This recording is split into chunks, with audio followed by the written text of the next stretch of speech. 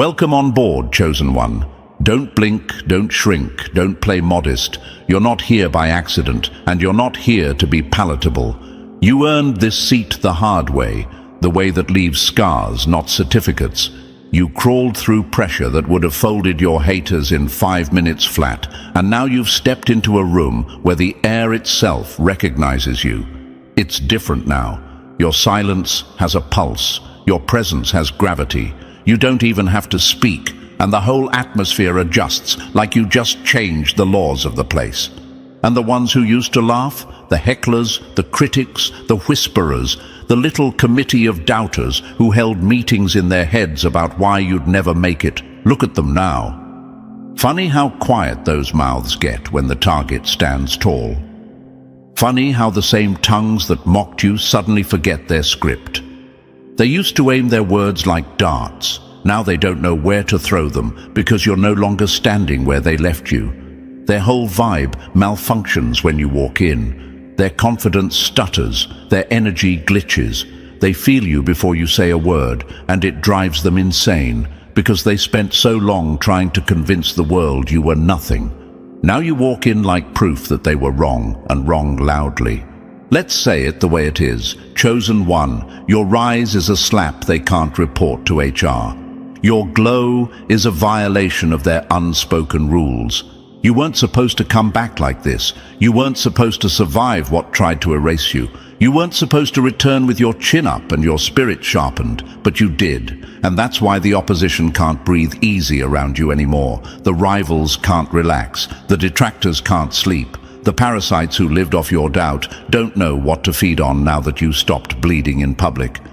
So here's the scene. Someone in a suit, polished shoes, clean desk, expensive glasses, the whole "I control the outcome" costume, leaned forward and tried to shrink you with one question. Not because they wanted to know you, but because they wanted to label you, file you, categorize you, make you make sense inside their little system. They wanted a name, a program, a mentor, a pedigree, something they could trace, approve, stamp, or dismiss. They weren't asking for information, they were asking for leverage. Who trained you? That question is a trap dressed up as professionalism. It really means, who owns you? Who built you? Who can we call to confirm you belong here? Who can we pressure if you get too powerful? That's what the suit was fishing for, Chosen One, a rope to tie around your potential, a handle to grab, a chain to yank. But you didn't hand them a handle.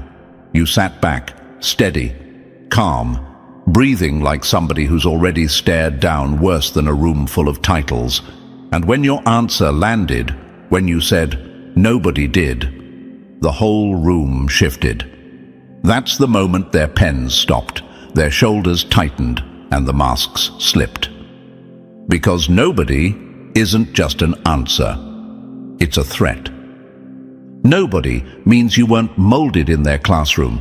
Nobody means you didn't come pre-packaged with their rules inside you.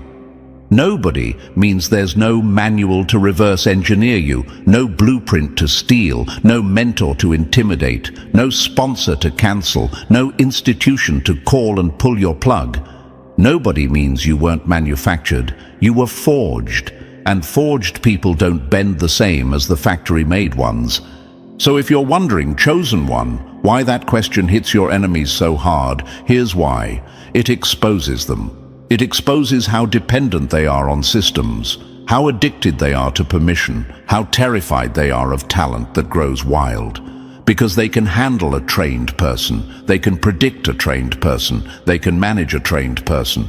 But a self-made, self-taught, pressure-built anomaly, that's a storm with no forecast. That's a fire with no off switch. That's a blade they can't dull because they never held the whetstone. You were built in the shadows, in the late nights, in the "they won't understand me" seasons, in the breakdowns that didn't get posted, in the silent rebuilds nobody clapped for. You didn't learn resilience from a quote on a wall. You learned it because life put its boot on your neck, and you still found air.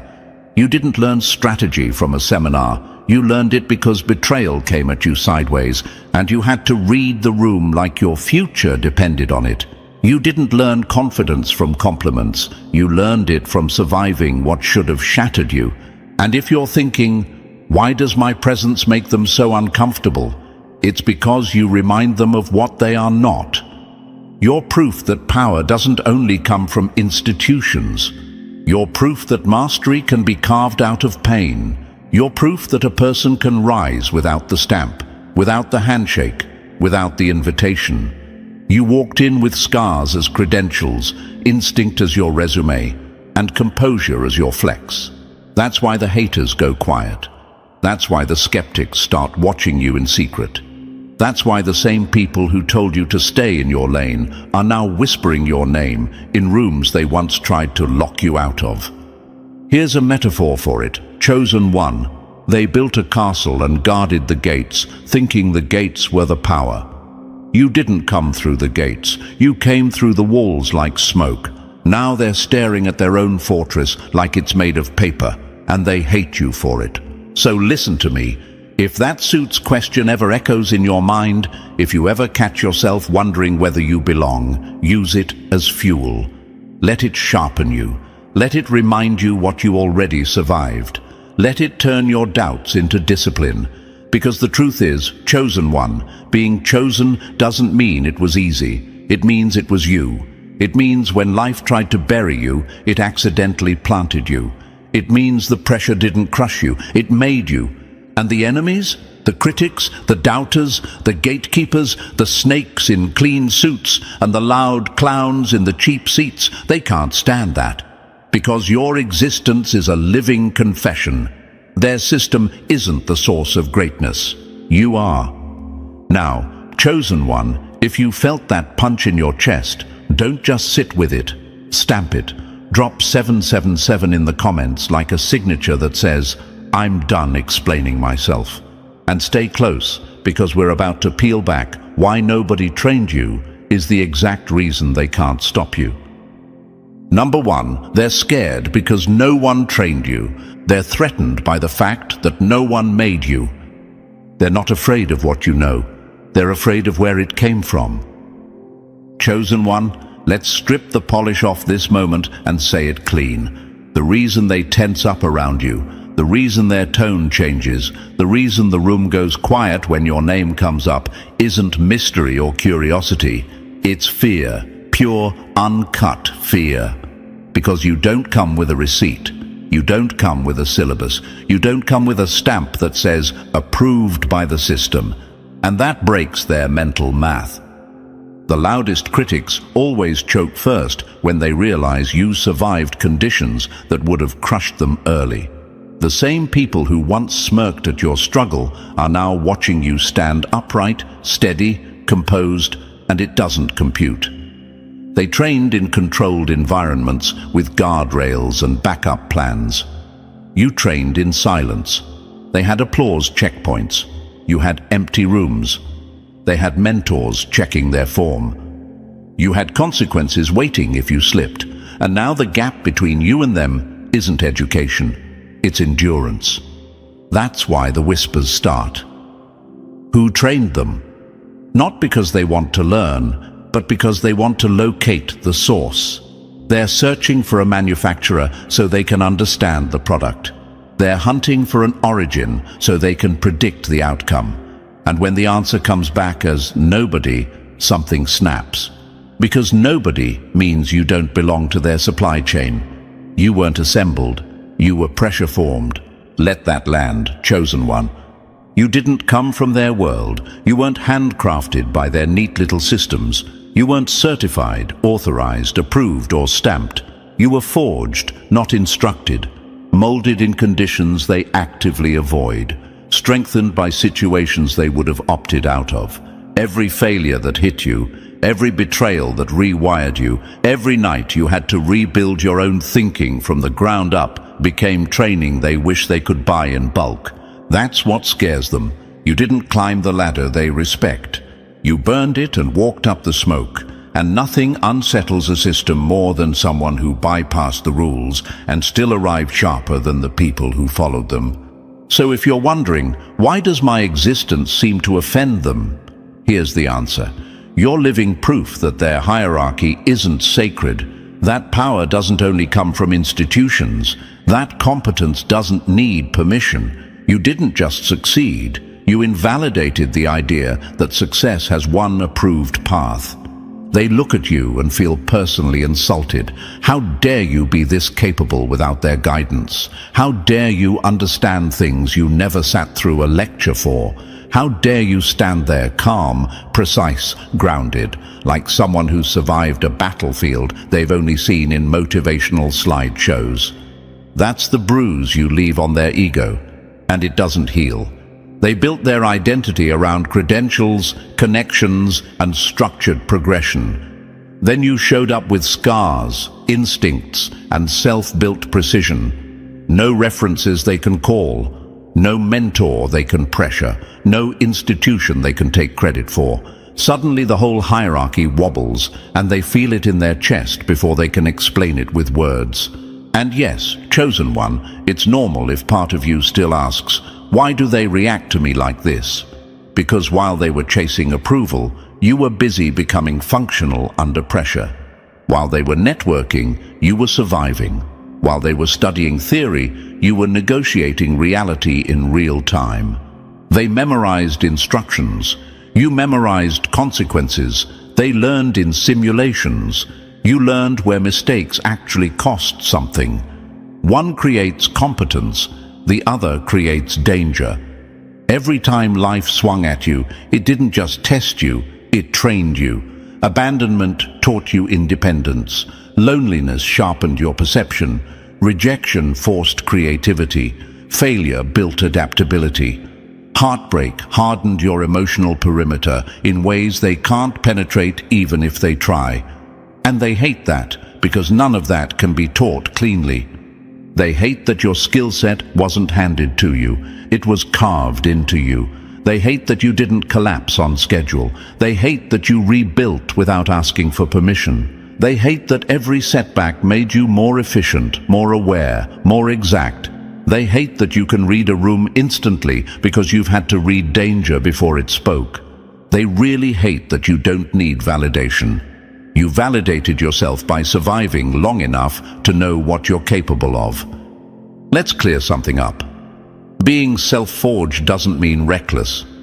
It means refined under pressure. It means you learn to breathe through chaos instead of running from it. You learn to solve problems alone. You learn to sit with your own thoughts without flinching. You learn to rise without applause. You learn to trust your instincts over opinions.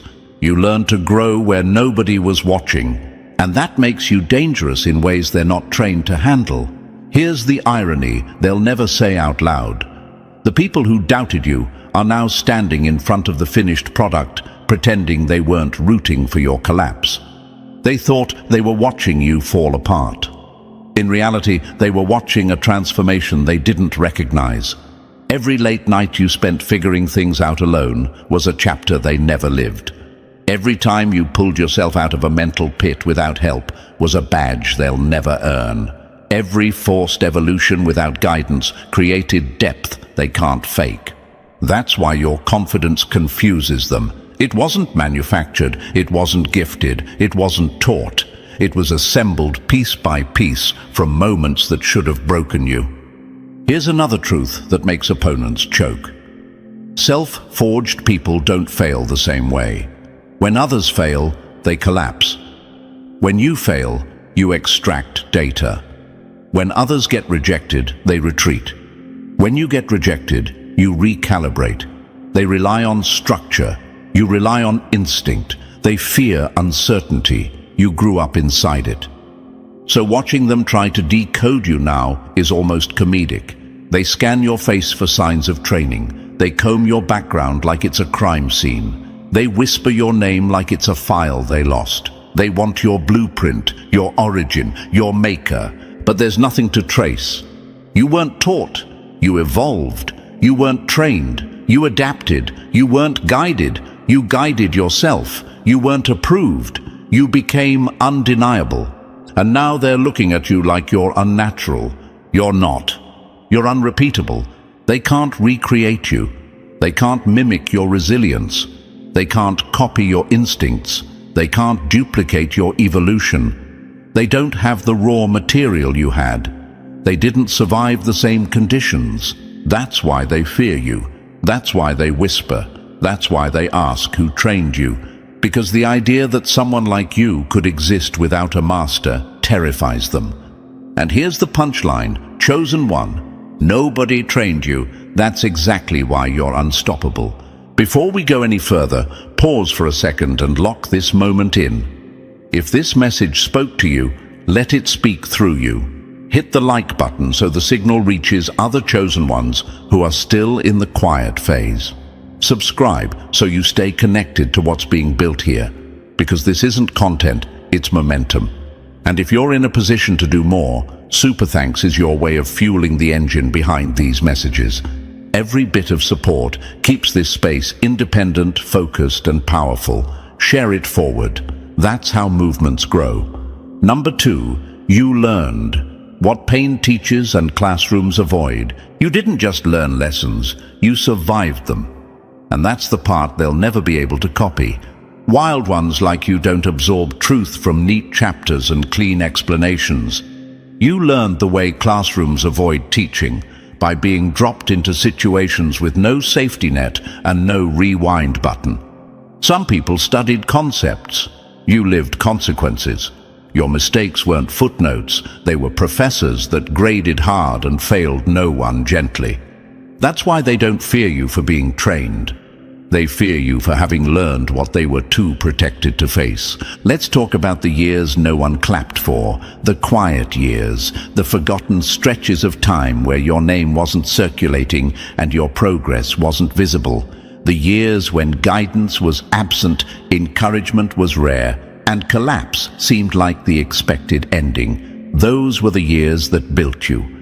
While others were collecting praise and reassurance, you were collecting understanding in silence. You didn't disappear in those years, you sharpened. Everyone else was sitting in temperature-controlled rooms, highlighting textbooks and rehearsing answers designed to fit a system. You were somewhere the system doesn't go, knee-deep in your own chaos, forced to decode life without instructions, shaping yourself with tools you carved under pressure. That's the curriculum they never mention, because acknowledging it would mean admitting that you learned more in your hardest year than most people learned in an entire degree. And yes, Chosen One, you've probably wondered why your path looks nothing like theirs, why your story doesn't have neat steps, visible mentors, or clean chapters, why it feels jagged, improvised, unfinished. It's because your life wasn't designed to be pretty. It was designed to be effective. Power rarely comes from symmetry, it comes from friction. Picture this clearly, a classroom full of students learning crisis management from multiple choice questions. Meanwhile, you were managing crises in real time, adapting strategies that actually worked because failure wasn't theoretical. It was personal. Their training wheels were still on while you were moving through storms with no brakes and no warning signs. Your education wasn't structured or safe. It was raw. Pain didn't pause so you could take notes. Failure didn't offer retakes. You learned while bruises were fresh and your hands were still shaking. That's why your knowledge didn't stay in your head. It embedded itself in your nervous system. It became instinct. They learned emotional intelligence from talks and diagrams. You learned it from betrayal. They studied human behavior in theory. You learned people through loss so sharp it rewired how you see the world. One produces information. The other produces perception. And perception is what keeps you alive. While they were collecting certificates like proof of competence, you were collecting scars that taught you precision. They were graded on participation. You were graded on resilience. Their tests were scheduled. Yours arrived unannounced. Their assignments were simulations. Yours were situations with real consequences. And each time you survived one, you leveled up in ways they still struggle to understand. You built systems out of broken parts. They learned project management from diagrams. You managed your own life like a collapsing empire that needed rebuilding daily. You didn't have templates. You had desperation. You didn't have coaching. You had consequences breathing down your neck. You didn't have resources. You had grit pulled from the bottom of yourself when there was nothing left to give. And somehow, you still figured it out. That's the part that unsettles them. You picked up skills no one handed you. You developed instincts no one expected. You found answers without being shown the questions. And the worst part for them is that you made it look natural. They practiced negotiation in group exercises. You negotiated with reality, money, loss, responsibility, survival. They practiced communication in safe rooms. You read people when the stakes mattered. That's why you can spot patterns, tension, and hidden motives instantly. You didn't learn in simulation, you learned in impact. Every setback became a case study. Every betrayal became research. Every disappointment taught you how to rebuild expectations without losing your core. Every failure taught you how to construct something stronger from ruins. People raised inside systems don't recognize this kind of growth. They're used to guidance and feedback. You had silence and pressure demanding evolution. That's why your mind works differently. You learned to see structure inside chaos because chaos was your environment. You learned calm because storms lived in your chest for years. You sensed danger early because recognizing it was once a survival requirement. You've probably noticed you feel older than your age, like you've lived several lives already. That's because learning through collapse compresses time. Loss accelerates wisdom. Isolation builds patience no one teaches. Many would still be trying to understand half of what you faced. You made sense of it alone. They memorized theory. You absorbed truth. They followed steps. You followed survival. They built confidence from praise. You built it from proof. That's why yours doesn't shatter under pressure. You didn't become dangerous because knowledge was given to you. You became dangerous because you hunted it, wrestled it into understanding, and integrated it through experience. This is the curriculum they won't acknowledge, because admitting it would expose the limits of their system. So when the suit asked who trained you, the answer wasn't really nobody. The answer was that life trained you harder than classrooms ever could. And that's exactly why they whisper when you walk in. Number 3, you disappeared. And that's when you became dangerous. They mistook your silence for weakness, not realizing it was compression before impact. Chosen one, this is the part of your story they still don't understand, and never will. There was a stretch of time where your name stopped echoing. Your presence faded from the surface. Your moves weren't announced. Your life stopped being visible to the people who were used to tracking you, and they misread it completely. They thought you vanished. They thought you stalled. They thought you were falling behind while they were busy broadcasting milestones and collecting applause. What they didn't realize was that you didn't disappear. You went underground. Those invisible years weren't empty. They were dense, heavy, pressurized. While others measured progress by noise, you were building in silence. While they were counting likes, titles, certifications, and public wins, you were gathering something they don't know how to quantify. Depth, awareness, precision. The kind of power that doesn't announce itself because it doesn't need witnesses. They assumed quiet meant failure because their entire identity depends on being seen. If nobody's watching them, they don't know who they are. Their effort collapses without an audience. Their motivation dries up without validation. So when you stopped performing your growth publicly, they assumed you stopped growing altogether. That's how shallow systems think. If it's not visible, it doesn't exist. But you weren't idle. You were recalibrating.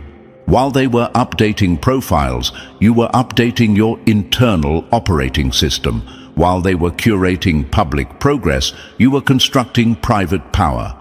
While they were rehearsing success for external approval, you were dismantling weaknesses that no one else even knew you had. The work you were doing didn't photograph well. It didn't fit into captions. It didn't come with applause. It came with solitude, discomfort, and long stretches of being misunderstood. And here's the truth they'll never say out loud. The most dangerous upgrades happen off camera. Imagine the contrast. While they were polishing resumes and sitting in conference rooms, you were sitting across from betrayal, studying it closely, not reacting, not dramatizing, studying it, learning the microsignals, the realization that people don't always attack from the front. While they were memorizing communication frameworks, you were decoding real motives from scars that still ache when the room goes quiet. While they were smiling through group exercises and team-building drills, you were navigating real emotional warfare with no safety net and no facilitator to pause the exercise. No handbook, no debrief, no retry button, and that's where the shift happened. Invisible doesn't mean unproductive. Invisible means undetectable. It means you were operating beneath the radar of people who only know how to measure surface-level progress. You weren't losing ground. You were incubating. You were consolidating lessons. You were compressing experience into instinct. You were turning pain into pattern recognition. And that kind of growth doesn't look impressive while it's happening, but it changes everything once it's complete. If you ever wondered why those years felt so heavy, so quiet, so isolating, here's the answer. Silence was required. Noise would have interfered. Distraction would have diluted the process. You needed distance from opinions, expectations, and outside projections so your real identity could come forward without interference. That isolation wasn't punishment, it was preparation. You weren't being sidelined, you were being stripped down to essentials. You didn't disappear. You transformed in a space where nobody could interrupt, influence, or prematurely judge the process. And now that you've stepped back into visibility, people feel it immediately. Something is different. Something is colder, sharper, more deliberate. Your reactions are slower but more precise. Your words carry weight. Your presence feels calibrated. That's why they're confused.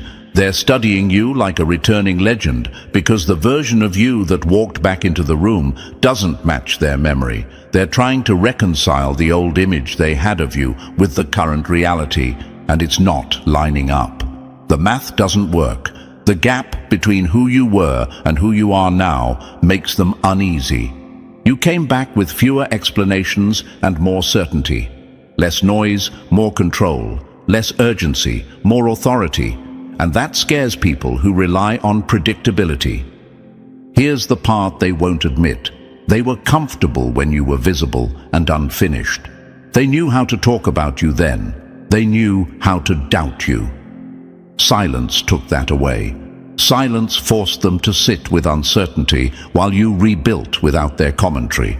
And now that you've re-emerged, they can't locate the cracks they expected to see. That's the danger. You didn't sharpen yourself in front of them. You did it where comparison couldn't reach you, where judgment couldn't interfere, where only results mattered. And now they're dealing with the aftermath of that choice. Chosen one, remember this when they act nervous, curious, or suddenly respectful. The quiet phase wasn't absence, it was accumulation. You weren't hiding, you were loading. And now that you're back in the room, fully assembled, they finally understand what that silence cost them. They mistook your disappearance for defeat. What it really was a warning they didn't know how to read. Number 4, your real degree is survival. Some people study survival. You lived it. And that single difference is why your presence weighs more than their entire education system combined. They learned survival as a concept. You learned it as a requirement. They read about pressure. You woke up inside it. And that's why what you know doesn't sound impressive on paper, but hits like a blunt force in real life. Here's the truth they hope you never say out loud. You learned faster, deeper, and in ways that can't be erased. Their students got worksheets. You got wounds. Their classrooms had instructors. Yours had consequences. Their lessons ended with grades. Yours ended with outcomes. Reality was your examiner, and it never handed out partial credit or sympathy points. You either adapted or paid for it. That kind of learning doesn't fade. It brands you. While they were stressing over midterms, you were stressing over making it through the week without breaking down. While they memorized theories about resilience, you were practicing it in real time, holding yourself together with nothing but willpower and instinct. They had advisors to guide them through mistakes. You had one shot and no safety net. They could retake exams. You had to live with the result. That's why the lessons sit so deep in you. That's why what you know feels bone deep instead of book learned. When survival is your teacher, the information doesn't stay in your head. It moves into your posture, your reactions, your decision-making. You don't recall it. You operate from it. You wake up already calibrated. You think faster. You notice shifts before others even realize something changed. And yes, chosen one, you've probably asked yourself why you see things others miss. Why you move differently in rooms full of people. Why you sense tension, danger, or opportunity before anyone else reacts. It's because you weren't trained to pass tests. You were trained to stay functional under pressure. That produces a different kind of intelligence, sharper, colder, more precise. Not flashy, not academic, effective. While they were learning how to manage pressure in controlled settings, you were learning how to walk through it without flinching. While they practiced conflict resolution in workshops, you negotiated with life under conditions no classroom could simulate. While they built networks, you built instincts that don't fail when things get ugly. Instincts don't need approval, they just work. This is the part that unsettles them. You didn't just survive what happened to you, you mastered it. You absorbed the curriculum life threw at you and came out fluent. You learned everything they teach: decision-making, emotional control, adaptability, awareness. But you learned it raw. No shortcuts, no polish, no protection. That makes you dangerous in a way they can't measure. You're educated without credentials, skilled without certification, effective without permission. Their systems can't take credit for you, and their background checks can't explain you.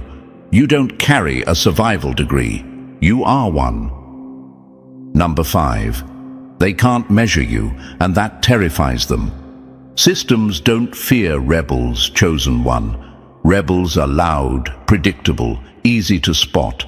Systems fear what they can't calculate. They fear the variables that don't fit the spreadsheet, the minds that don't show up as clean data, the people who walk in without a formula attached to them. That's why when the polished suit leans forward and asks, "Who trained you?" it's not curiosity. It's a diagnostic scan. They're searching for a label they can slap on you so their breathing slows back down. They want a category, a box, a file name, something that tells them where you belong and, more importantly, how to control you. Because systems only understand what they can measure, track, and predict. They're comfortable with charts, progressions, credentials, and timelines. And then you walk in, calm, grounded, unrushed, carrying a presence that breaks every template they've ever trusted. You don't behave the way their models say you should. You don't react the way someone with your background is supposed to react. Your competence shows up without the paperwork to explain it, and that's when the real question surfaces beneath their smile. How do we map you? How do we forecast you? How do we stop you if we need to? So when you answer, "Nobody trained me," the room tilts. Not because it's shocking, but because it's dangerous. You're not responding. You're warning them. You're telling them you're an outlier, a wild card, a human their metrics weren't designed to analyze. You're admitting, without apology, that you didn't come from the systems they trust. You're the product of reconstruction, of pressure, of adaptation, of self-directed evolution. And they don't know what to do with people like that. They're used to managing individuals who can be charted like data points, predictable arcs, identical learning paths. clean resumes that read the same in different fonts. Then you show up, built from scraps and silence, sharpened by situations instead of seminars, leveled up outside their supervision. Your very existence screams unauthorized brilliance. That's their nightmare. That's why you notice the shift. The way suits stiffen around you, the way professionals suddenly choose their words more carefully, the way confidence flickers behind their eyes like a bad light bulb. They can't find your blueprint. They can't trace your source. They can't locate the origin of your competence. And systems fear what they can't source. Here's the truth, chosen one. Your unpredictability isn't a flaw, it's leverage. Your lack of credentials isn't a weakness, it's armor. Your self-built skill set isn't suspicious, it's untouchable. You're not operating outside their system, you're operating above it. They're trained to read data, not people forged by chaos, to manage employees, not anomalies. And that's exactly what you are to them, an anomaly with a calm expression. Your presence forces them to confront a truth they hate admitting. Mastery doesn't only come from programs. Competence doesn't need curation. Some people don't need permission to be powerful, and that realization isn't just uncomfortable for them. It's a threat to everything they rely on to feel in control. Number 6, your origin story doesn't fit their system. They're not trying to understand you. They're trying to make sure you fit inside a box that keeps them safe. Chosen one, this is where their system starts to crack. They need your past to make sense, because if it doesn't, then neither does their entire worldview. Their confidence depends on clean explanations. They need timelines, labels, mentors, and neat little origin stories they can diagram on a whiteboard. If they can trace where you came from, they think they can predict where you'll stop. If they can name who shaped you, they think they can control how far you go. If they can map your route, they believe they know your limits. That's how they survive, by categorizing everything. Talent gets labeled, skill gets certified, growth gets explained, potential gets capped. Their world only feels stable when everything can be filed, ranked, and contained. And then you walk in. Suddenly, their rulebook feels useless because you don't come with a clean origin story. You don't have a tidy beginning that fits their flowcharts. You don't have a straight line they can follow from point A to point B. You have something far more dangerous. You have an origin myth. Not a story that fits on a resume, but one that sounds exaggerated because most people wouldn't survive it. A beginning that doesn't align with timelines or polite explanations. A background that makes professionals uncomfortable because acknowledging it would mean admitting their entire understanding of development, talent, and success is incomplete. Here's the image they can't escape. Picture a room full of experts trying to analyze a storm. They study charts. They read forecasts. They compare historical data. Then a storm hits that wasn't predicted, wasn't modeled, and wasn't written anywhere in their system. That storm is you. Your existence proves something they don't want to admit out loud. Structured validation is not the only path to mastery.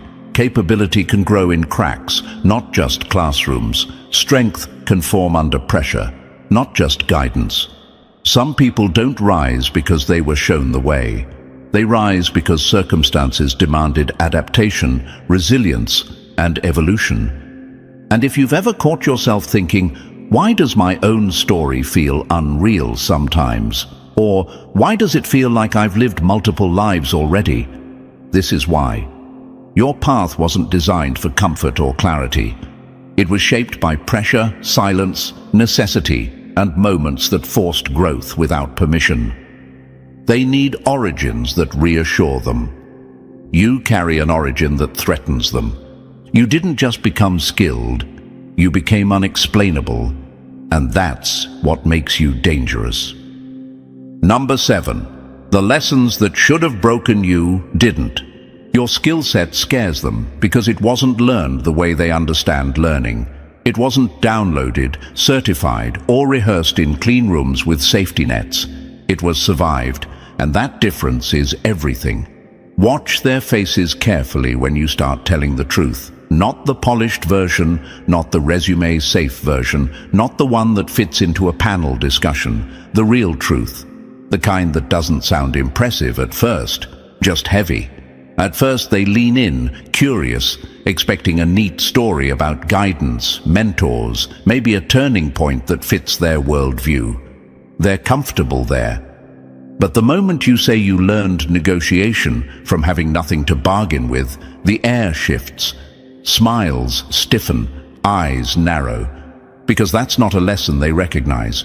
Tell them you learned persuasion because sometimes the only leverage you had was your voice, and if you used it wrong, you paid for it immediately. Watch the change. They stop nodding. Their posture tightens. They're no longer listening to admire you. They're recalculating you. Tell them you learned strategy by navigating betrayals that came without warning, from directions you didn't see coming, situations where staying one step behind meant getting crushed. That's when it clicks. That's when curiosity drains out and gets replaced by something colder. Not confusion, recognition. The uncomfortable realization that they're sitting across from someone who didn't just acquire knowledge. They were shaped by it, because what you're describing sounds like trauma to them. To you, it was routine. It was a normal day inside a system that didn't protect you. While they were practicing negotiation in role-playing exercises, you were negotiating with your own future. While they studied persuasion in textbooks, you learned it in moments where losing meant losing everything. While they practiced conflict management under supervision, you practiced it in emotional minefields where the wrong move could collapse your entire world. Here's the truth they feel but won't say. Your skills were forged in environments they never had to enter, environments they actively avoid. That's why their faces freeze, because your education doesn't sound academic. It sounds like survival. It sounds like crawling through situations that would have mentally wrecked them, and yet you're here, calm, sharp, effective, outperforming people who followed every approved path. They stop asking questions halfway through your story because it turns into a mirror. They see everything they never had to face, never had to endure, never had to build defenses against. You didn't become competent, you became conditioned. You didn't just gain skills, you developed reflexes.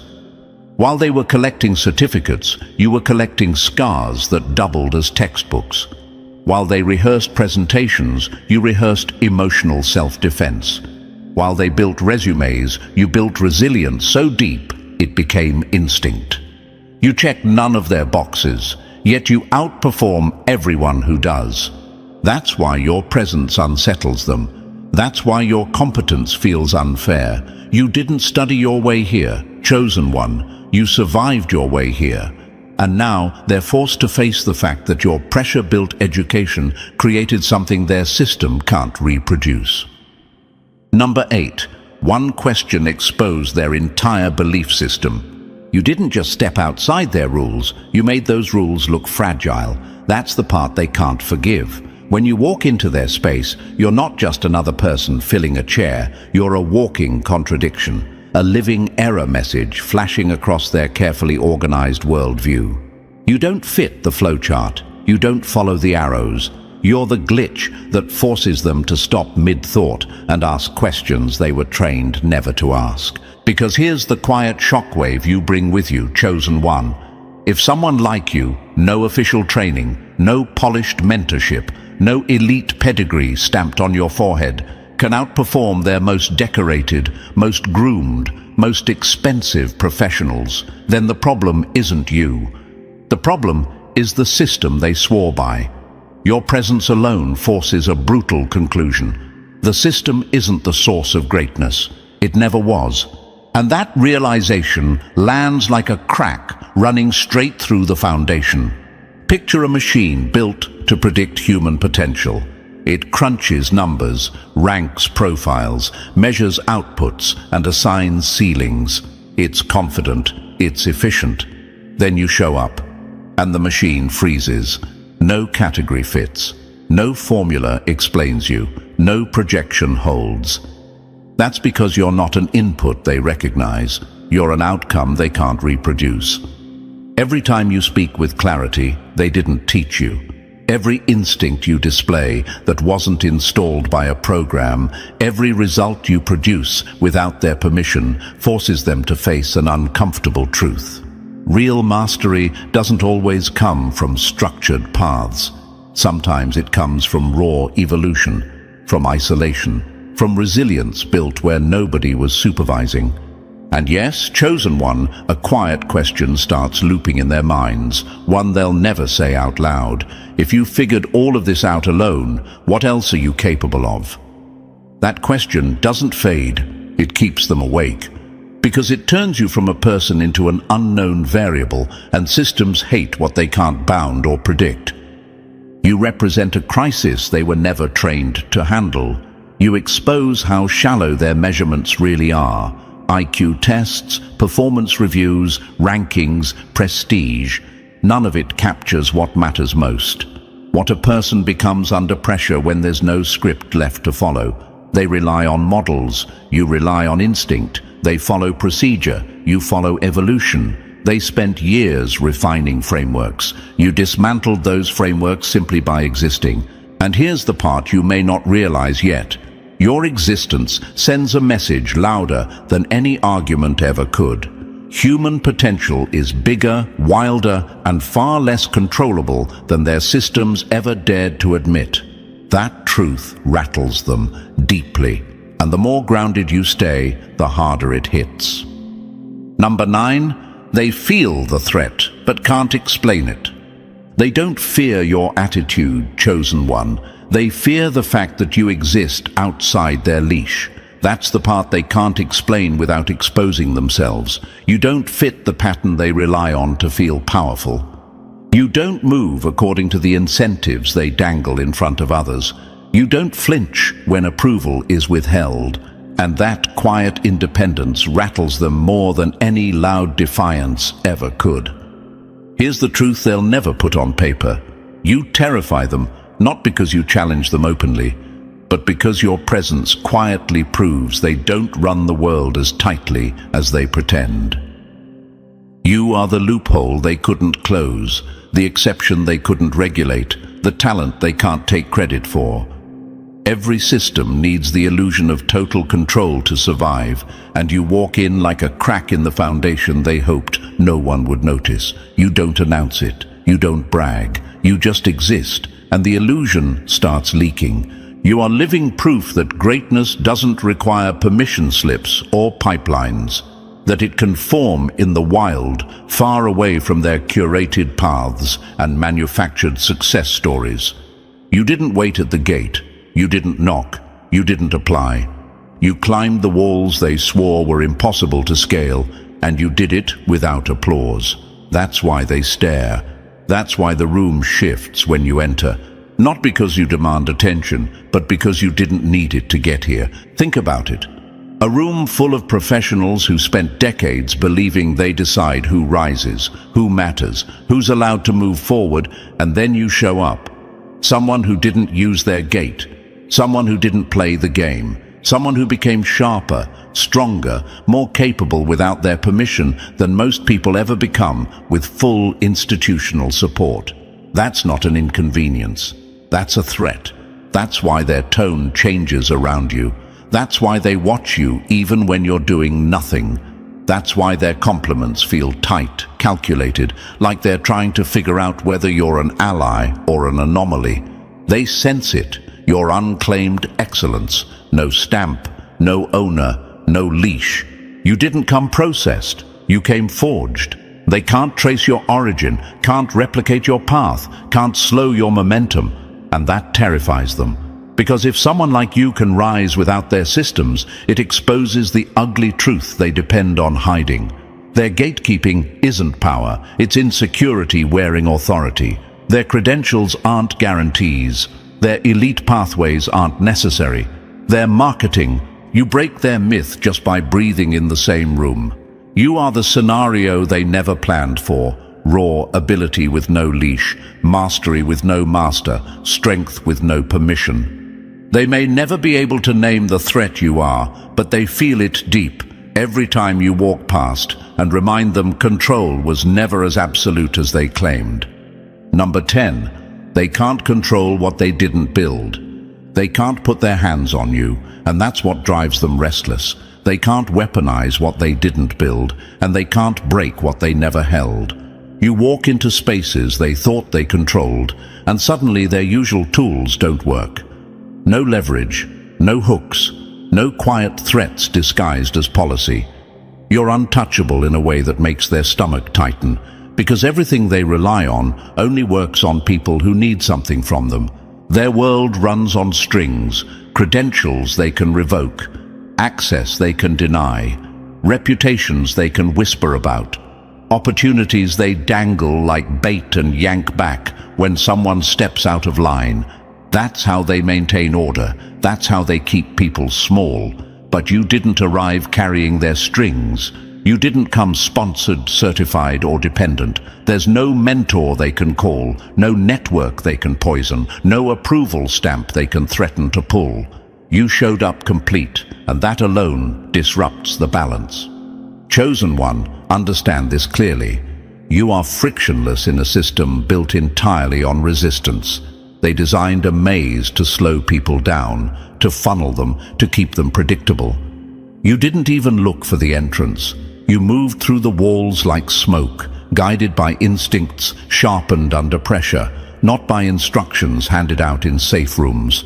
And now they're staring at you, confused, because every containment strategy collapses the moment it tries to touch you.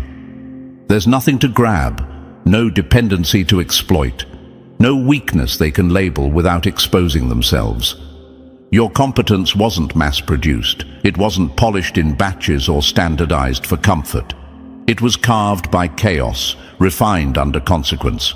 While they sharpened pencils and waited for feedback, you sharpened awareness and adjusted in real time.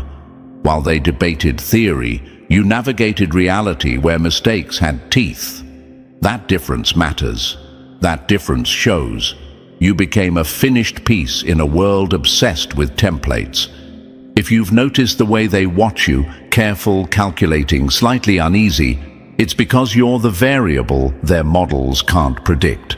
Their frameworks glitch around you. Their intimidation tactics bounce off because you've already walked through worse without an audience. They can't threaten someone who rose without their help. They can't correct someone who doesn't require their approval to function. And if you've ever asked yourself why they suddenly move carefully around you, here's the answer. They finally see it. You can't be cornered. You can't be contained. You can't be controlled. You're not just outside their system anymore. You're above it, untouchable, unclaimed, and operating on a level they were never trained to reach. Number 11. You graduated from a school they deny exists. You didn't enroll in resilience. You were thrown into it. You didn't sign up for emotional strength or mental discipline. You were forced to develop it or collapse. While others sat in climate-controlled rooms with iced coffees, tidy binders, and predictable schedules, you were learning how to stay composed while your entire life rattled like a structure one breath away from collapse. They practiced stress management as a concept.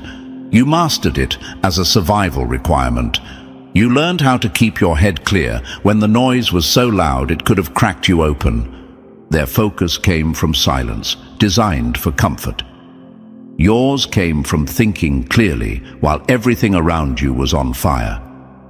That difference matters more than any certificate they hang on a wall. They learned patience in workshops with soft voices and timers. You learned patience because you had no exit, no shortcut, no guarantee. Waiting wasn't a technique for you, it was endurance. They learned persistence from speeches meant to inspire. You learned it from situations where quitting wasn't dramatic, it was fatal to your future. They watched slideshows about resilience. You learned resilience by breaking, rebuilding, breaking again, and returning sharper every single time. Reconstruction didn't scare you. It became normal. You didn't learn conflict resolution from theory or role play. You learned it in real conflicts where words had consequences and silence could be weaponized. They learned to read rooms by taking notes. You learned to read rooms because danger doesn't announce itself politely. You learned power dynamics not from charts or diagrams, but from fighting for basic respect in places that wanted you smaller, quieter, easier to ignore. Your education wasn't simulated. It was live fire from day one. No practice rounds, no safety nets, no redo button. Every day tested you. Every mistake bit back. Every lesson came with bruises, not feedback forms. And instead of breaking, you adapted. You updated yourself in real time, like a system evolving mid-crisis. Every experience became data. Every failure became research. Every scar became a working formula. You didn't walk away with certificates or endorsements. You walked away as proof. A living algorithm for survival, precision, and evolution. This is the curriculum they don't talk about because they couldn't survive it. This is the school they pretend doesn't exist because admitting it would expose the truth, that you mastered something their systems can't teach, can't standardize, and can't take credit for. Chosen one, this is why your presence unsettles them. You didn't learn in comfort, you learned in pressure. And pressure-built people don't operate by their rules. And this is where it all comes together. Every question they asked, every look they gave you, every moment of tension in the room points to one undeniable truth. You weren't shaped by their systems, and that's why you can't be contained by them. You are the result of pressure, persistence, and self-built strength, and that makes you different in ways they can't replicate or control. If this hit home, don't keep it to yourself. Like the video, subscribe to stay connected, drop 77 in the comments as a signal, and share this with someone who needs to remember where real power is forged.